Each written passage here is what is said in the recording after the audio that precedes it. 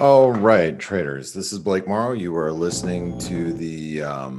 I just tweeted something, and I had to tweet it because I got put on a list of like the from HSBC clients on FinTwit and Financial Twitter, and I I, I it's. I mean, I'm among giants right here. So this is really, really amazing honor. And I don't know what to say, but if you guys follow me on Twitter, if you guys could just give us give that last tweet that I made you know a like and retweet, that'd be awesome. And by the way, Brent is he's his newsletter, if you're an HSBC client, is an amazing AMFX. It's one of the things that I miss probably most. Well, no, I can't even say that. I was going to say something which is not true. I was going to say one of the things I miss most about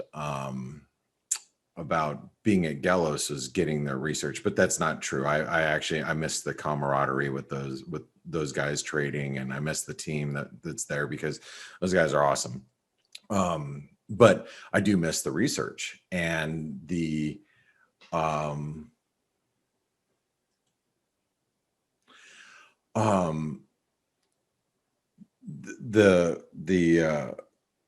research that I would get at Gelos was amazing because they, as a broker, they get some, and they have so many relationships. One of the newsletters that I used to read all the time was Brent's AMFX, and it's a global newsletter, and it's just, man, when he reaches out to his readers and then they come back and I somehow make the list, it's really, really humbling and amazing. I just, it's like, wow. Um, so anyway, I'm kind of speechless right now. I mean, I'm watching the equity markets rally, and I was trying to actually draw some correlations between like the New Zealand yen, because I'm short, and the S&P, but it's hard to get my bearings straight because I'm so honored about this what had happened. It's like it's screwing up my trading day, but in a good way, not in a bad way. But we have to talk about the all the key levels and the markets anyway. But we're seeing a bit of a recovery. Actually, what's probably most surprising to me right now, well, I shouldn't say it's really surprising, we're seeing this rally in Bitcoin. And so the Bitcoin is challenging resistance right now, and I think pretty key resistance as it is. And so I think we have to be pretty respectful of where we're at. Sorry, let's take a look at it. So, and give me 1 second, please.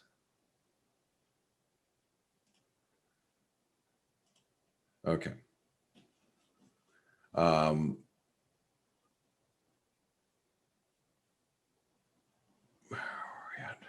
want to pull up Bitcoin. So Bitcoin's really back at, this is very key levels, right? Super important. This would be the breakdown point, and thereabouts. These areas I think are going to be really important from a risk group or a pivot area, right? So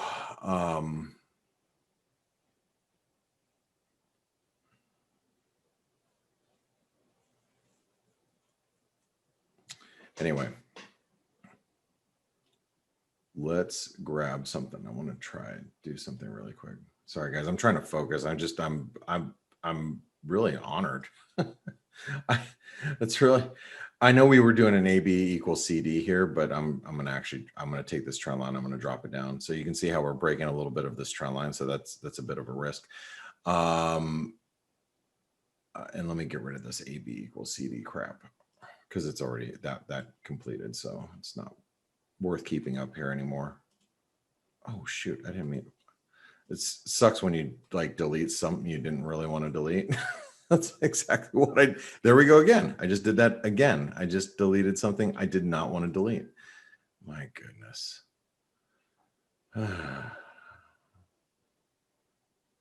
Where is my Steven Stelios?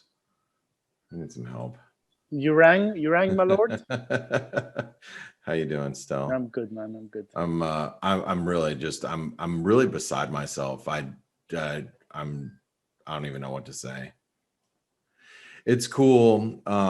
You know, and Simon, who I think Simon, I believe you're listening in right now. He said it's, you know, it's a lot of dedication and hard work. And, you know, I'm just, it's nice to be recognized by people I wasn't expecting, you know what I mean? It's cool. You know, I love like our community, like the ForexAnalytix community. And, you know, when people go, oh, you know, hey, Blake, great call or whatever, that's great. But when you get recognized with, you know, outside of your normal, you know, the people that you associate yourself with or you deal with every day, it's pretty, so it's quite an honor. And just I look at the list, I'm like, man, I'm pretty undeserving. 100% deserved, man, and I'm very proud of you.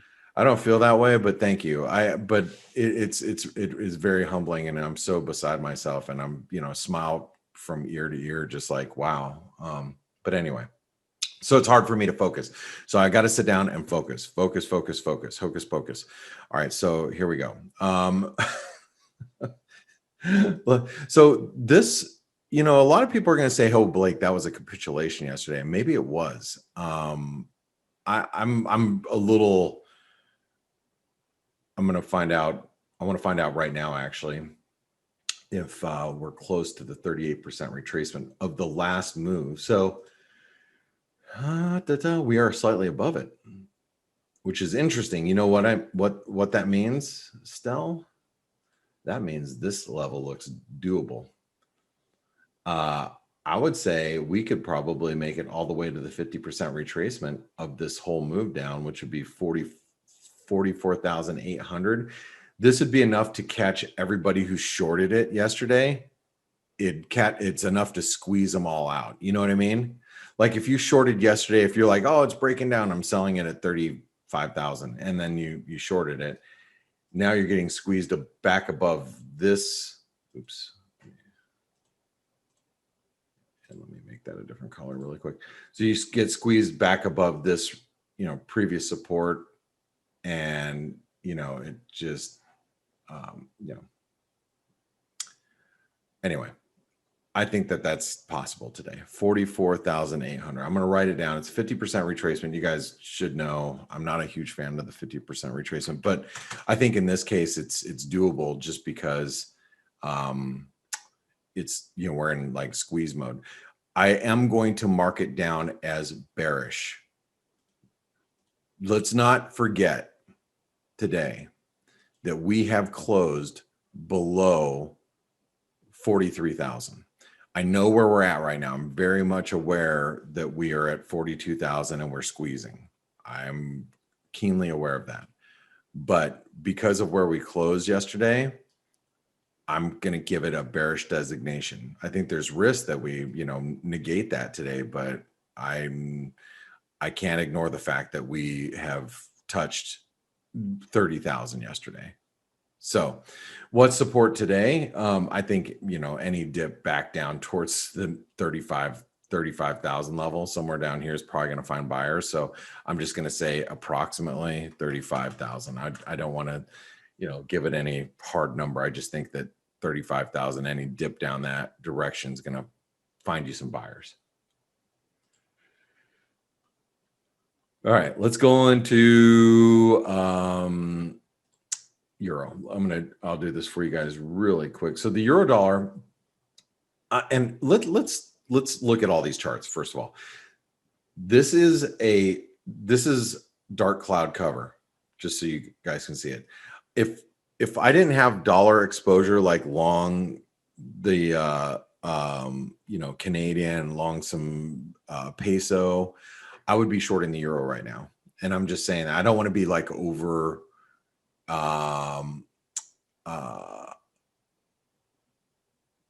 I don't want to be, like overextended dollar long right now, but I do think that if you don't have any dollar exposure, you have to sell into this. This is, if I have to guess, by the end of the day, the next candle is going to look like this. This candle by the end of the day is going to look like this, and I'm just going to draw it out for you, and we'll see by the end of the day. I'm just, again, I'm just kind of throwing this out there. I'm saying if I had to guess, by the end of the day, this candle will be red. Or actually, let me take that back. It's going to look something like this. By the end of the day, I think it'll be more like this: long wick and like a little red body, something like this by the end of the day. I don't think we're going, down here necessarily. I just think that I think we're going to give back these gains that you see right now. Again, I'm not gonna short the euro. I'm not going to short the euro because because of the exposure that I have, but I'm just saying that would be the way. Simon said, focus and slap airplane movie scene. That's hilarious. Actually, control yourself, woman. Bam. Okay. So my 14-year-old kid, and you're going to say that I'm a bad parent because, and then I'm going to fight you on this. My 14-year-old kid just saw The Hangover, the movie. Now, let me preface this conversation. He is probably the most mature 14-year-old you'll ever meet. He's at 3 years old. He's having, conversations with adults. Okay. So that's just, I have to leave it at that I have to start off the conversation with that. But I didn't show him the movie. It was his mother. So I woke up in the morning and she's like, guess what we watched last night? I'm like, are you kidding me? You're showing our 13-year-old kid The Hangover? Anyway, he laughed. He thought it was funny. But the reason why I say that is because that movie may be a little inappropriate, all that slapstick comedy, but now I can watch pretty much anything. Once your kid sees The Hangover, they can see anything. That's true. Anything. That's true. And just for the record, it wasn't me. It was my wife. Just so you guys all know. All right. Anyway, I got to get through so see the key resistance here that held 22.45. I think it was, but I'm just going to write 122.50 is huge resistance. And support is going to be at 121.25. Okay.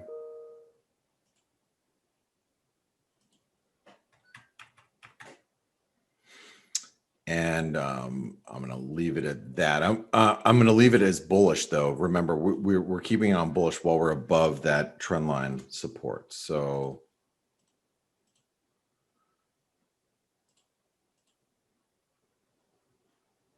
cable, we're still above the one. Well, we're above 140, but we held this support that we talked about yesterday.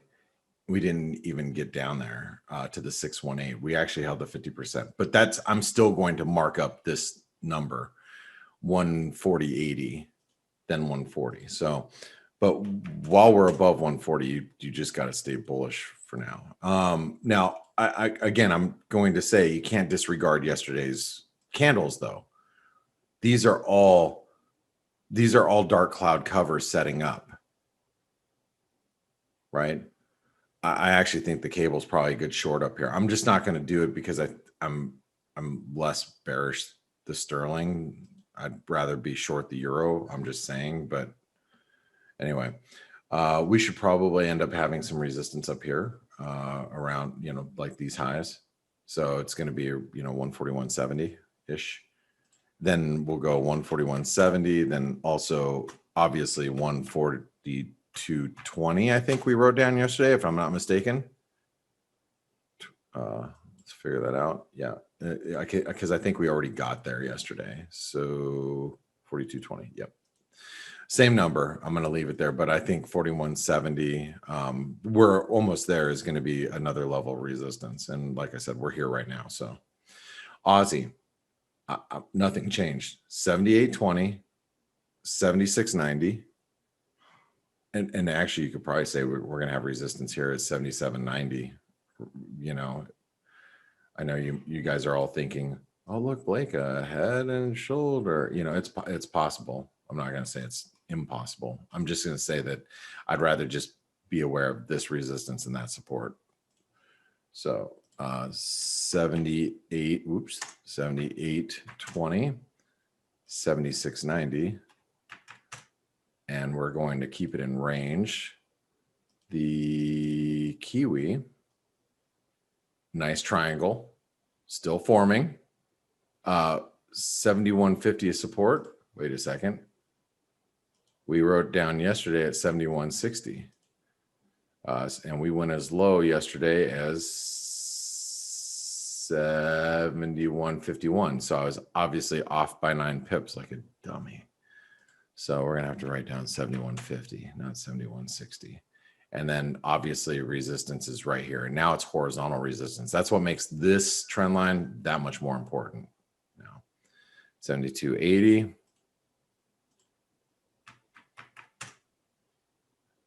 Do we have that? So I guess it was. I was just looking at the numbers that I had written down. I'm like, oh, look, that's going to cause somebody some, twitching.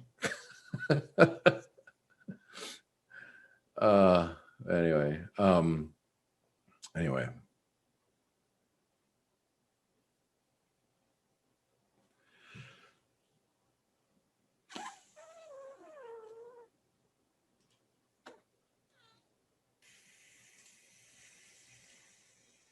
Dollar Canadian resistance.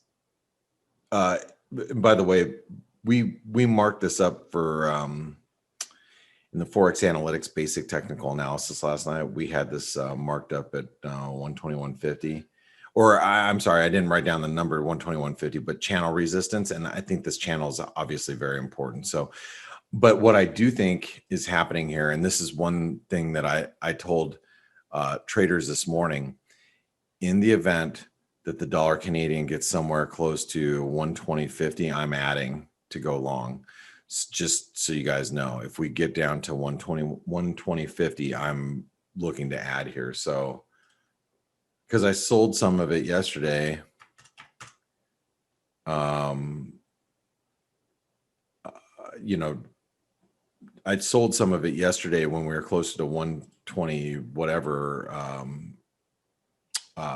up here at after the CPI data. Remember the CPI data? We dipped to 120.50. Then I sold that at 120 yesterday.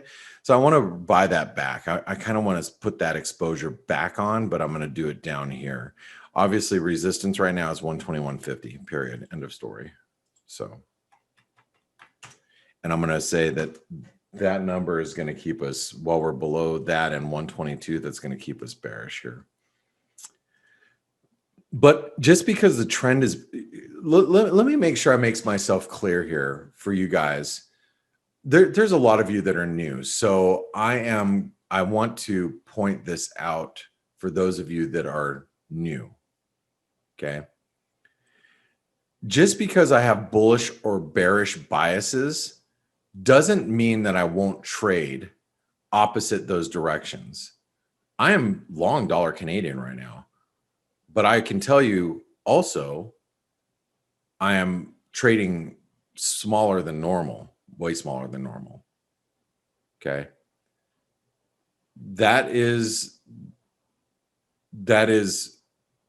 very important to understand. Just because a bias is pointing in one direction doesn't necessarily mean I have to trade with in that direction. I just know when I'm trading in that direction, I'm going with the trend. Therefore, I can take,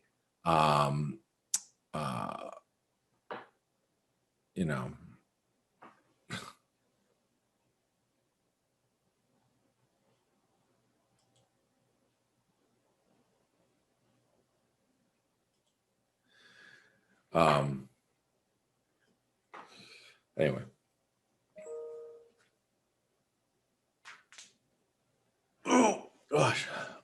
Excuse me. All right. Just a little bit of a stretch there. So I just want to make sure everybody's clear on that. All right, let's get back to the charts, and then I'm gonna wrap things up. I know Stelius is like, "Hey, I really would like you to wrap things up here today." I thought something happened to you a minute ago. No, you know, I'm a little tired because my son's birthday was yesterday, so we had a little get together at the house, and so I was up an hour later than normal. So I'm pretty much a systematic person. It's kind of how I think how I kind of get by in the markets. But you know, when I get a little bit of a disruption, like my schedule gets knocked off kilter a little bit. Yeah, I know what you mean. You know what I mean? I'm going to keep this in bearish till we get back above the 200-day moving average, by the way. US dollar, Norwegian krona. You notice how we're pushing right up against that wedge resistance again. It's huge. Huge wedge resistance here.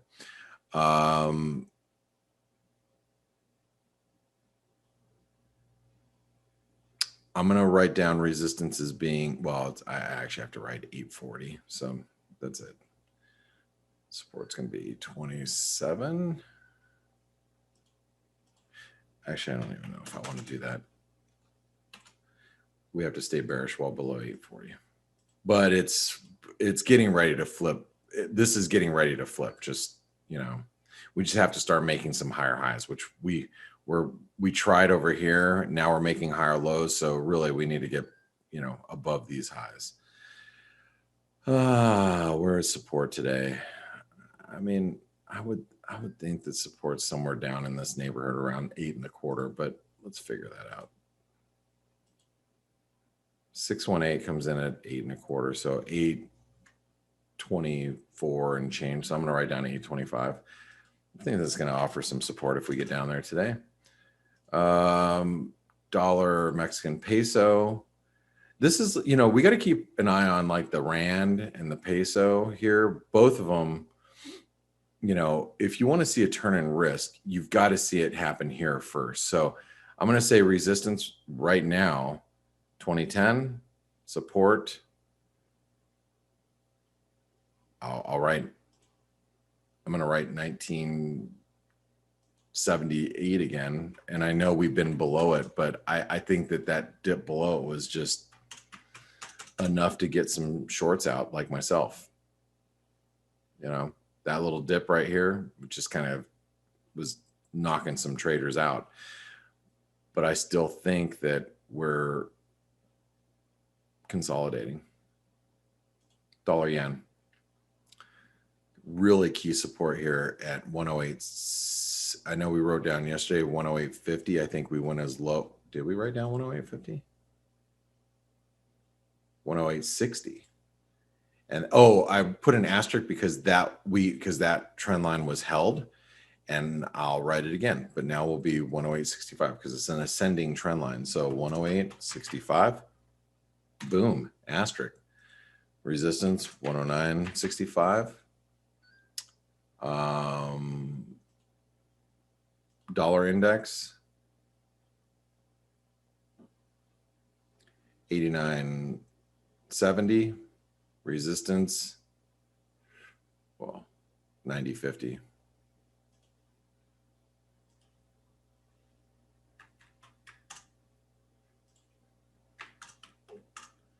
And this is key. That's going to keep the index bearish. And gold, silver, S&P.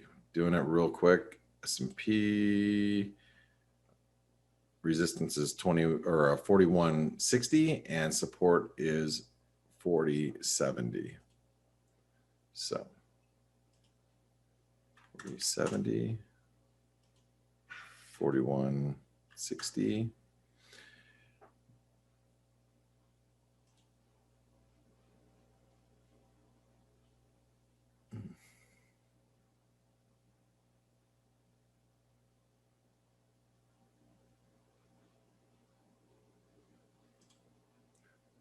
All right, so silver really key support comes in at 27 still, and then I'm going to write down resistance at being, if we get any rally back, I mean, 28 and a quarter should offer pretty good resistance up here. You look at all these like wicks, all these spike highs. I don't want to, I'm not going to write it down, but I'm just going to say 28 and a quarter is probably some decent resistance. If you're trading silver, if you're like, well, I didn't get short, but I wouldn't mind being short, maybe getting a short up here at 28 and a quarter is not a bad idea. So 28.70 is resistance, 28.70. And then obviously 27 is really critical support. I'm going to keep us in range. Stelios knows the reason why I'm in range is because we are making lower highs. As of right now, we're holding that 78% retracement. Gold, I'm going to say while we're above the 200-day, I know same conversation from yesterday, 1845 is support and keeping us bullish. So 1845, key support, keeping us bullish. But notice the outside day we had yesterday. That's a doji and an outside day, and that might be signaling a reversal. So that means today's highs are pretty, or yesterday's highs are pretty important.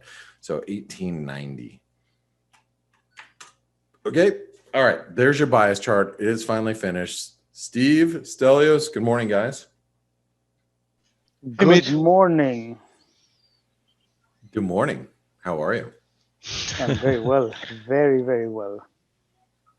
I I am very well.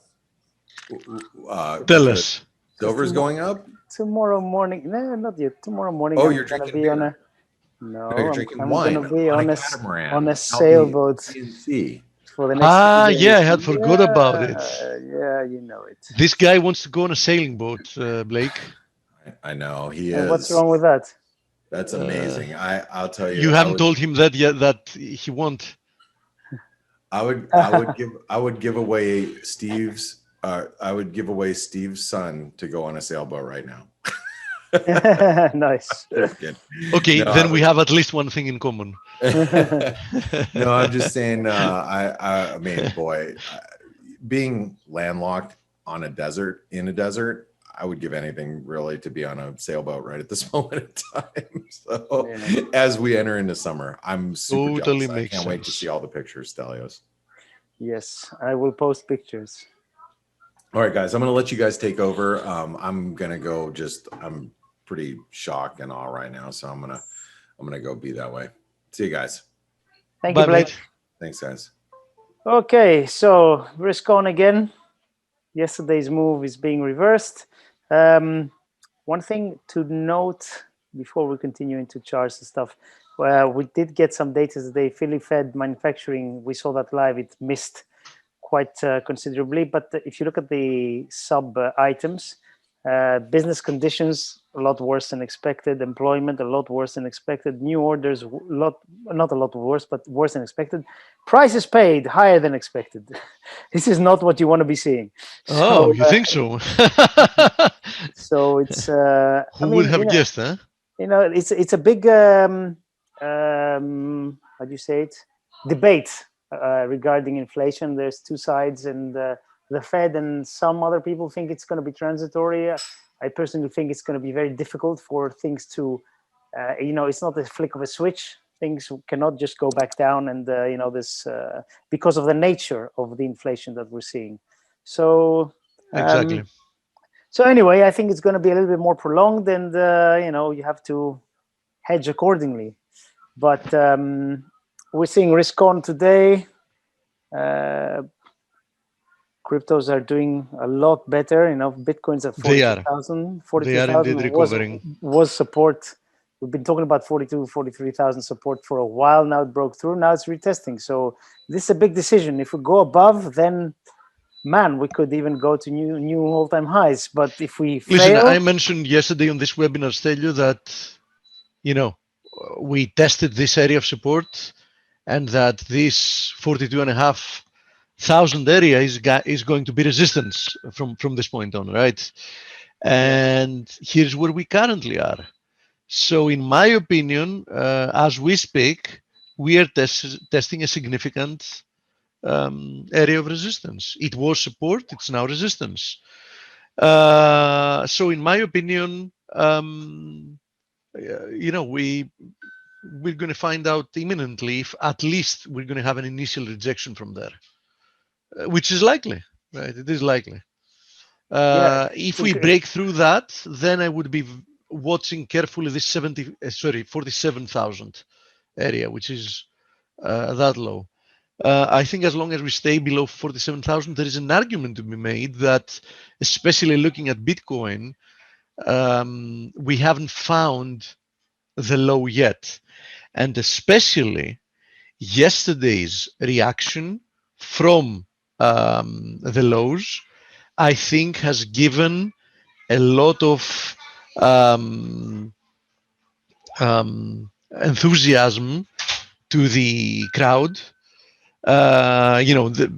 Most of them look now like very, very certain that, that was the dip, they bought it and it worked out perfectly. So I think, the pain is for more downside and the lower low to happen before we can resume higher. Yep. So I would be, for all of these reasons, I would be very, very careful here. Now, Ethereum also, on a very important recovery, as you see, as a side of the move, it's not comparable. I mean, it still has more to run to the upside to retrace as much as Bitcoin has done. So I think the next few days are going to be very important for us to see if volatility is actually going to slow down, or there is more to come in the days ahead. As I said, I don't think somebody should rush into believing that we've seen the move and that was it. I think there is a good chance that that's not the case yet. It's amazing though how you can see what takes usually weeks or months for price action in FX. Can happen in half a day. 24 hours. It's can happen incredible. in half a day. And this is the main reason why, as I've said multiple times, you can say a lot of things about cryptocurrencies, but store of value is not one of the things they're not. End of story. I mean, that's it. Store of value is something that stores value, which means that its price is a lot less volatile and it's something a lot more reliable. Something appreciating like crazy is not an indication that something is a store of value, or the opposite. So, any type of argument, oh, look how much Bitcoin or X coin or whatever has appreciated, has nothing to do with its function as a store of value. Absolutely nothing. So people should not confuse one with the other, right? Because if that's an indication, then other currency, other cryptocurrencies that have appreciated more than Bitcoin recently should then take the crown of being stores of value. But that's not how it works, obviously, right? Yes. Okay. Well, let's see if we have any questions. Well, I don't have anything else to. Having to do with just a general comment. Having in FX, we seem to be trying to retrace everything we did yesterday. So yesterday, for example, we ended up having a positive day in the dollar. Here it is, the dollar index, right? We had like a tweezer bottom, and we've now retraced almost all of it back. So the euro has been doing the same, the pound has been doing the same, the Kiwi, the Aussie, etc., have not retraced all of yesterday's down move because they moved in the opposite direction due to some risk of forces, but they've retraced a decent part. So in the grand scheme of things, going back to what we've seen since, let's say, Monday, nothing has really changed. I still don't see the technical reason to be bullish the dollar. I still don't see a strong technical reason to be short indices because we're still holding in this larger formation. Yes, we've seen some weakness unfold in equities, but no big breakdown or big technical development to write home about yet. So and if you look at other assets like gold, silver, first of all, gold yesterday ended up unchanged on the day. So it had quite a volatile day. If you remember, it started quite negative, then it turned decently positive, and then it turned again and closed unchanged on the day. So far, it has a positive day, but nothing to really write home about. On the other hand, silver didn't escape, getting a losing day yesterday. But again, nothing super major. Of course, somebody can make the argument that we did get rejected from this ascending channel trendline resistance. So against that, we can be short for a short-term trade. Personally, I don't want to be in the short side of it. But I do understand the argument. I'll run ahead of some of the questions I know we always have. Platinum, palladium, so on and so forth. Nothing has changed since yesterday. They've literally done absolutely nothing that would indicate any type of change in outlook.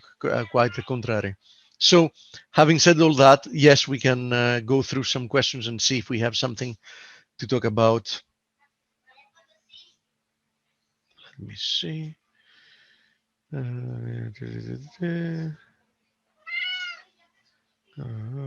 Okay, so let's see what this is. Oh, AUDC.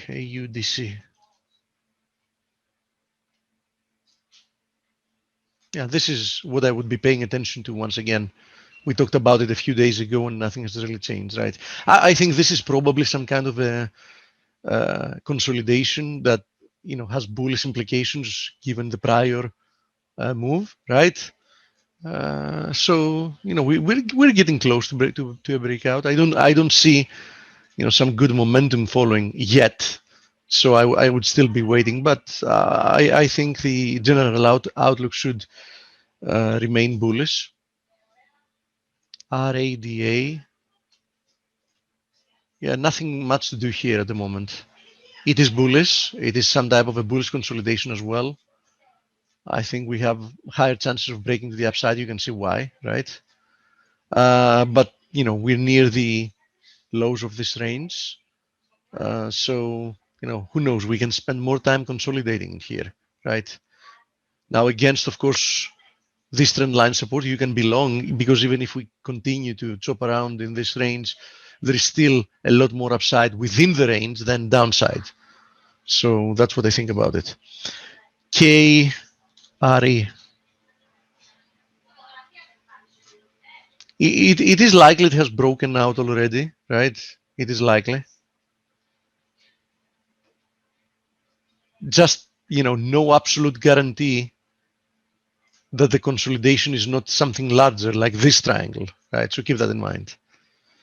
In any case, a consolidation in time after a very strong bullish move higher, I think it's a matter of time for this to break higher as well. So bottom line, all three instruments look more or less the same way.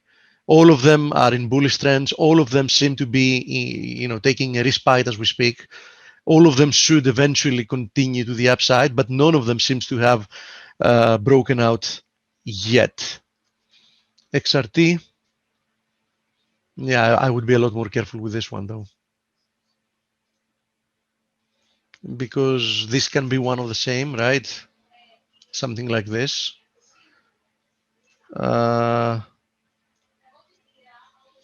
But in my opinion, this also has some chance, some higher chance of breaking higher for lower for a deeper consolidation, right? So because this series of lower highs and this spike higher and reversal, I mean, yeah, I would be more careful than with the previous ones, having to do with if it can break directly to the upside and not suffer some further losses first. IBB, this is what we drew some time ago. Yeah, that's why you need to keep working on. I still think the same, more or less. The formation is a little bit different, but I still think that this is still missing one more leg lower. That's what I think. As long as we trade below 160, I would be more inclined to believe that there is still one more leg lower that's missing.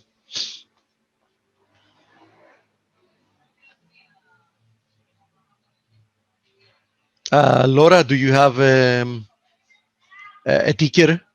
Oh, you do. BDRY. BDRY. Oh, there it is. This one worked perfectly. Last time we checked it, you know, we probably were there.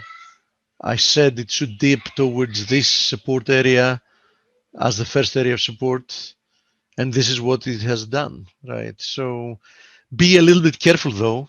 Why? Because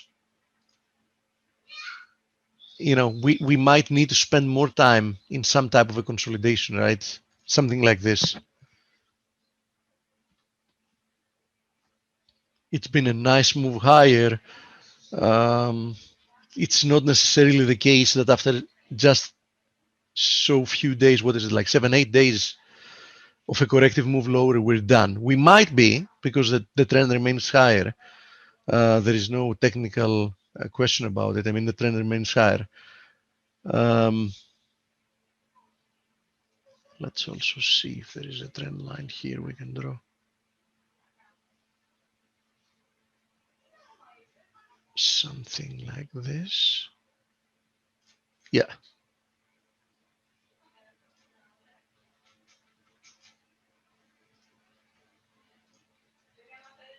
So yeah, anyway, look at it, the trend remains higher, especially as long as we trade above 20.5. But we might need, you know, more time to consolidate before moving to the upside. EVR, ZM, EVR.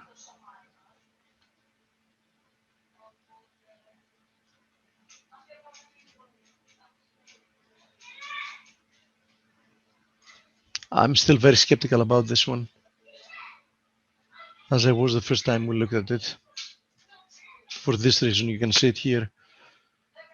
This can break both ways. If it breaks higher, I would be very careful because I think the next move to the upside might be the last one before a deep correction. But we might just straight break lower and retrace all the way back to 116. So keep monitoring this wedge.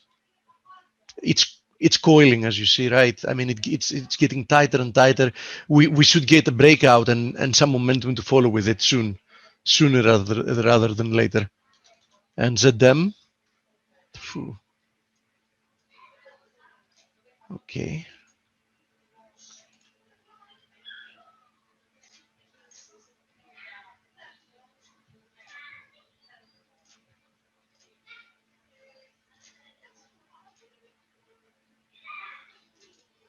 That looks like it's a mature move lower. I think we break out from this and we should be. And it found a very nice support area. You see there. Previous consolidation, previous highs, acting as support at the moment. Let's also see if that was a fib level of some kind.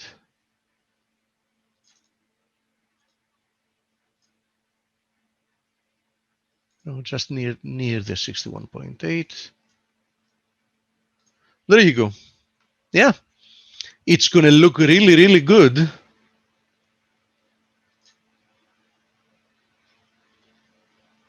Once we break above this area. I think it's a good buying opportunity if we break above, what is it, like 340? 340 and change, 345. Let's say 345 to be on the safe side. I think it's a nice buy above 345. Nice breakout buy. Anything else, guys, gals? My pleasure, Laura.